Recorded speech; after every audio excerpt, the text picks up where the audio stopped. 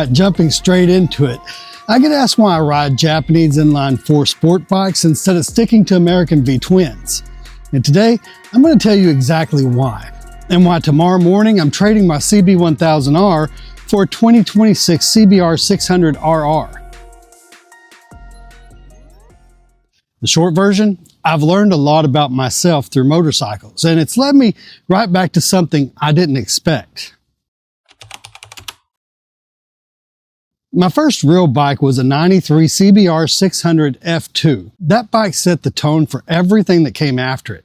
It wasn't the fastest, it wasn't the newest, but it forced me to ride. It forced me to be present, and that feeling never left. Now let's talk about the elephant in the room. A lot of noise that I've heard over the years came from Harley guys, which is funny because I literally own a Harley.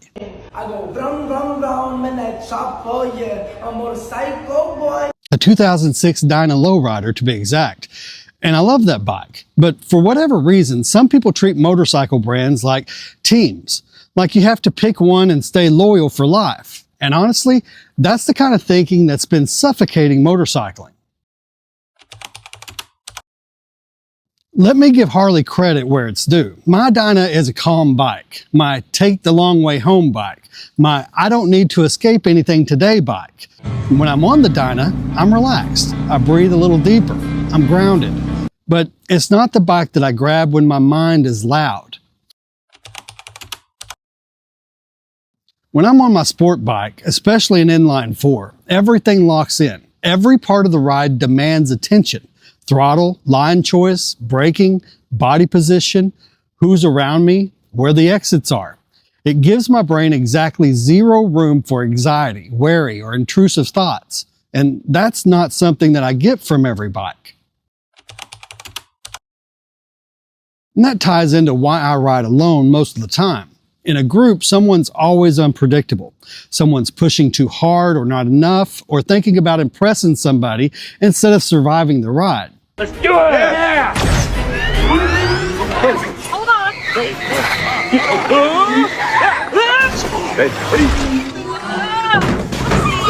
Go. Riding alone is clean, it's focused, and it lines up perfectly with why I ride in the first place. So that leads to the CB1000R.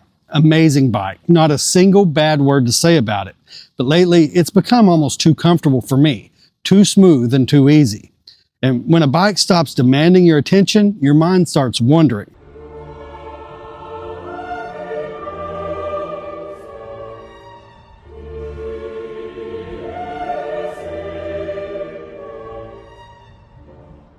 Mine doesn't need room to wander. That's when I knew it was time. Here's the part people don't expect. I'm buying a 2026 model, and it feels like it came from the early 2000s. No traction control, no quick shifter, no auto blip, analog dash. It's a brand new bike with an old school soul. Just me, the machine, and nothing in between. That's the kind of riding that keeps me locked in, fully engaged, fully alive, and fully present. So from here on out, I've got two very different motorcycles for two very different parts of my brain. My Dyna Low Rider is for peaceful rides, sun dropping, roads open, no pressure.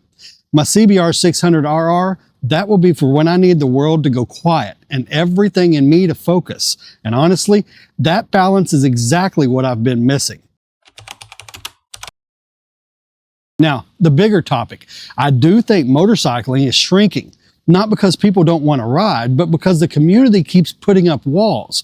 Brand loyalty, gatekeeping, the idea that you need a certain bike or a certain patch or a certain identity to belong. I think the only way this culture survives is if people just ride, however they want, whatever they want. No tribes, no rules, no judgments.